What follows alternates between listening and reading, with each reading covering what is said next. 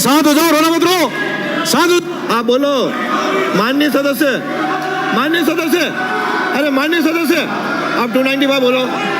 No रोना मत रो, माननीय सदस्य, माननीय सर नो आप बोलिए। विधानसभा क्षेत्र शेरगढ़ के लिए जल जीवन मिशन के कार्यों में शेष रहे राजस्व गांव एवं ढाणियों को जोड़ने के लिए सर्वे कर डीपीआर बनाकर जल जीवन मिशन की सतही जल योजना की प्रशासनिक वित्तीय स्वीकृति जारी करवाने के संबंध में प्रक्रिया नियम 295 के तहत विशेष उल्लेख प्रस्ताव। महोदय, उपरोक्त विषयान्तर्गत लेख है कि मेरे विधानसभा क्षेत्र शेरगढ़ में पेयजल संकट को देखते हुए पूर्ववर्ती भाजपा सरकार द्वारा RD 159.5 कुडियाली जियाबेरी आगोड़ई एवं RD 134 नाथरऊ देवाड़िया वृहद जल प्रदाय योजना स्वीकृत की गई थी। RD 159 में 77 राजस्व गांवों को लाभान्वित किया गया था।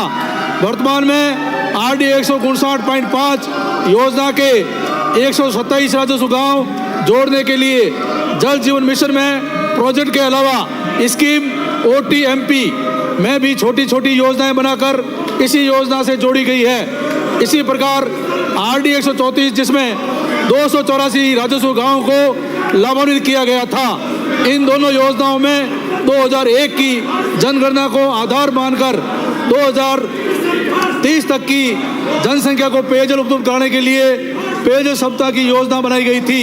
वर्तमान में RD 134 से 332 राजस्व गांव जोड़े जा चुके हैं तथा जल जीवन मिशन में 280 गांव हेतु वृहद परियोजना व 52 गांव हेतु OTMP में भी छोटी छोटी योजनाएं बनाकर पूर्व में स्वीकृत उपरोक्त योजनाओं से ही जोड़ा जा रहा है, जिसमें सुधार की आवश्यकता है, जिनमें नवीन फिल्टर प्लांट, डिग्गी, मुख्य पंपिंग स्टेशन, ग्राम पंचायत मुख्यालय पर पंपिंग स्टेशन, राजस्व गांव मुख्यालय पर CWR बूस्टर व नवीन मुख्य राइजिंग पाइपलाइन से पंपिंग स्टेशन को जोड़कर पंचायत मुख्यालय पर पंपिंग स्टेशन को नवीन पाइपलाइन एवं ग्राम पंचायत मुख्यालय के पंपिंग स्टेशन से राजस्व गांव मुख्यालय पर बनने वाले CWR बूस्टर को नवीन पाइपलाइन से जोड़कर राजस्व गांव के CWR बूस्टर से स्टार पैटर्न पर नवीन पाइपलाइनों द्वारा ढाणियों को जोड़कर पेयजल से लाभान्वित किया जाए।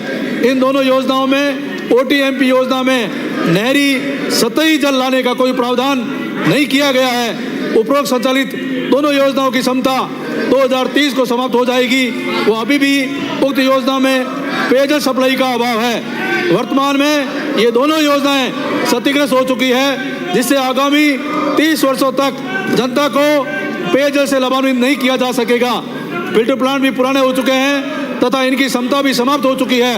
वर्तमान में जनगणना 2011 के आंकड़े हैं एवं जनसंख्या के बढ़ने तथा नवीन घोषित राजस्व गांव व ढाणियों को जल कनेक्शन से वंचित रहने के कारण उक्त योजनाएं पर्याप्त नहीं है। मेरे क्षेत्र की जनता फ्लोराइड व नाइट्रेट युक्त नलकूपों का पानी पीने को मजबूर है।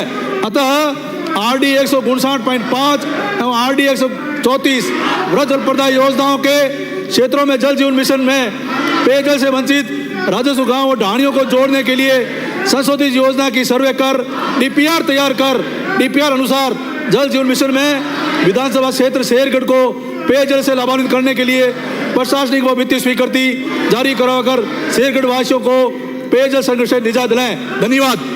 श्री मोतीराम, श्री मोतीराम, श्री मोतीराम, श्री हंसराज पटेल।